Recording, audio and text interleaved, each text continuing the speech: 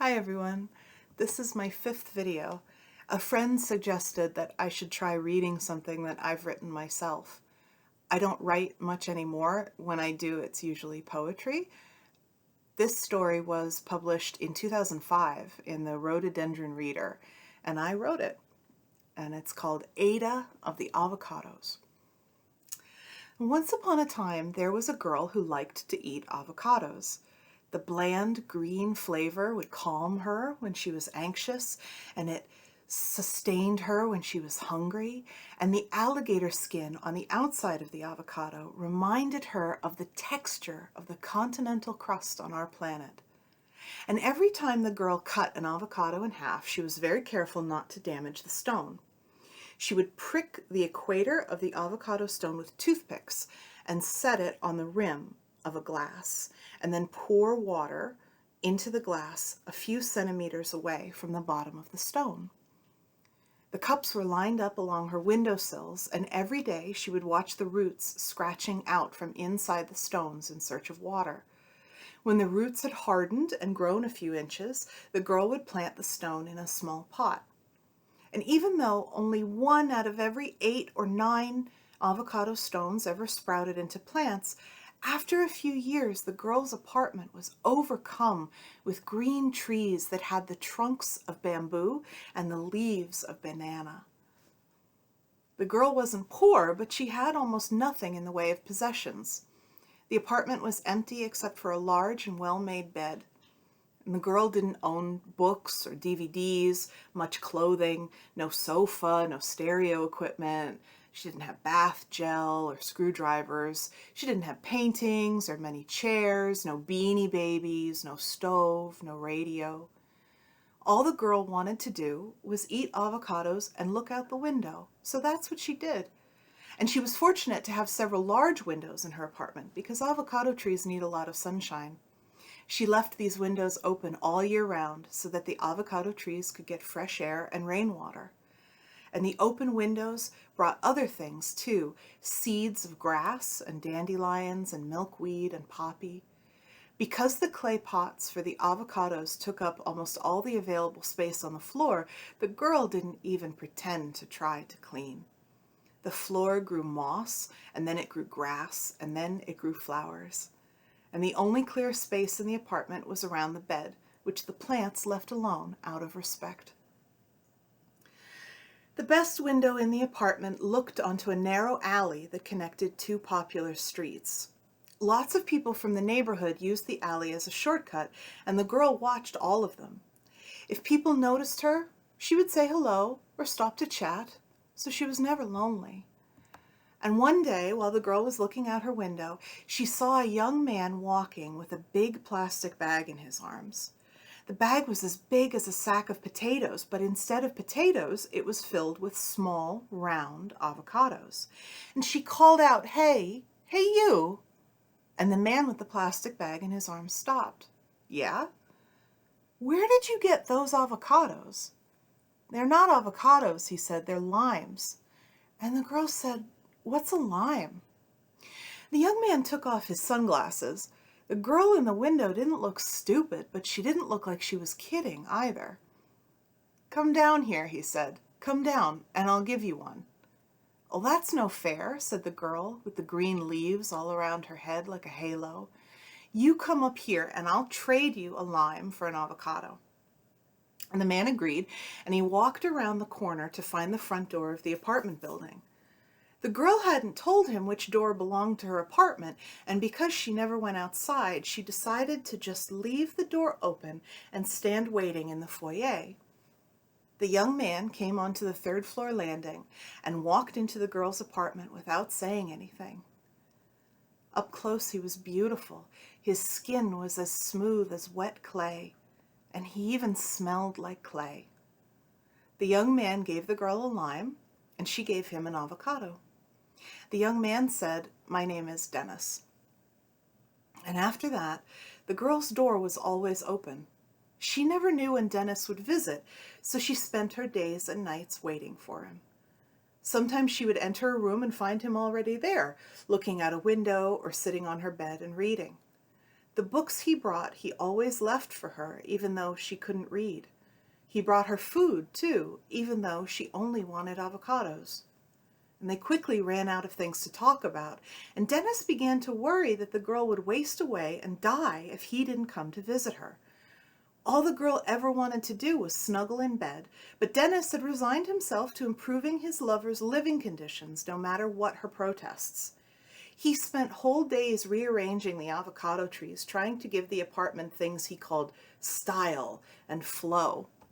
And once he said, "Someday I'm going to take you out to the movies, and while we're gone, I'm going to have a cleaning crew in this place." What a disaster. Because the girl wanted to see as much as she could of Dennis, she never left the window that overlooked the narrow alley. She slept and woke up there, and she only moved if she knew he was coming up the stairs to the landing.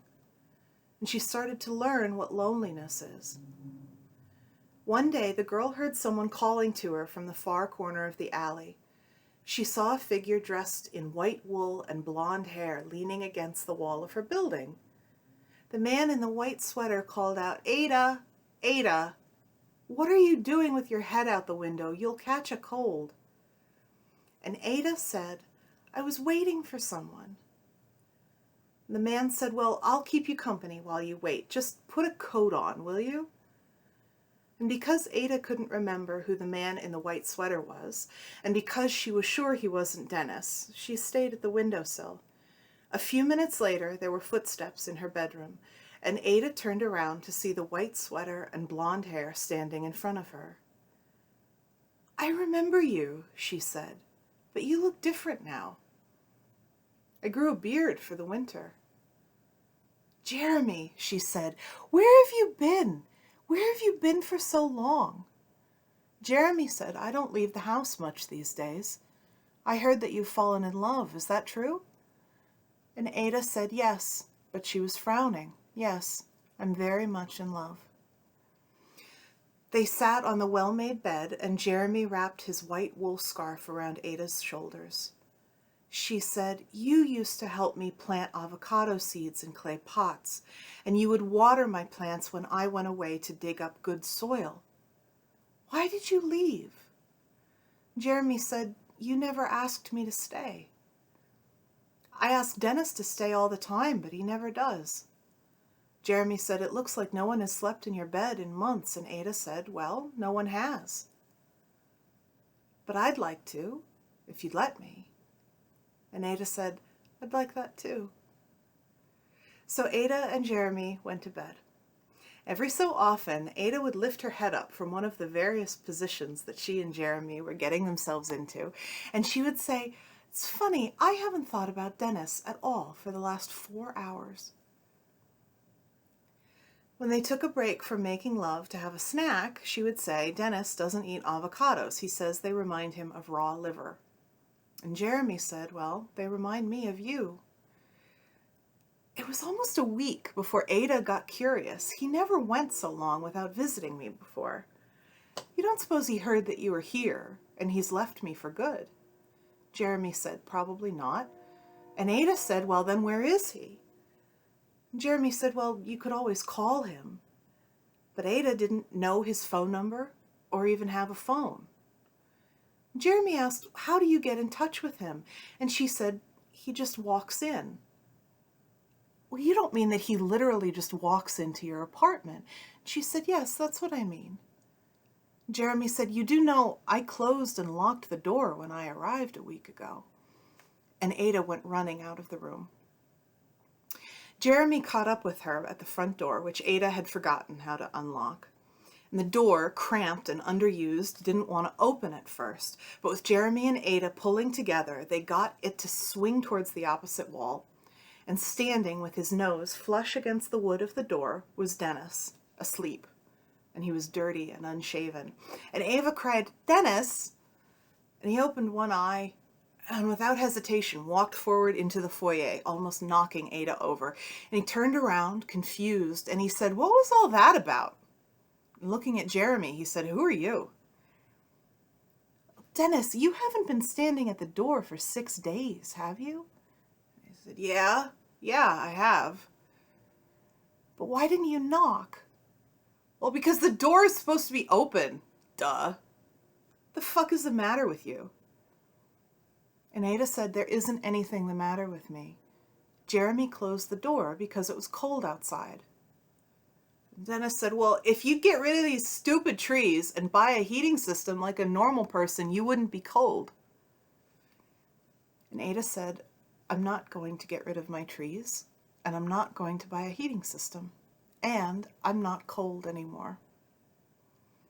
And Dennis said, you're out of your mind. And Ada said, that's probably true, and in that case, you should probably go away right now in case I do something crazy. Go. And so Dennis left. And on his way home, he ducked into a cafe to get out of the bitter winter wind. And the girl who brought him his espresso was named Maureen, and she was going to school to become a dancer. She wore tweed skirts and woolen tights with big, clunky platform shoes. And Dennis eventually learned that his favorite place in the whole world was to be struggling with those wool tights with Maureen's clunky platform shoes pressed together at the small of his back. Ada and Jeremy went back to bed, and the avocado trees kept growing just the way they had done before Dennis ever showed up. The end. Thank you.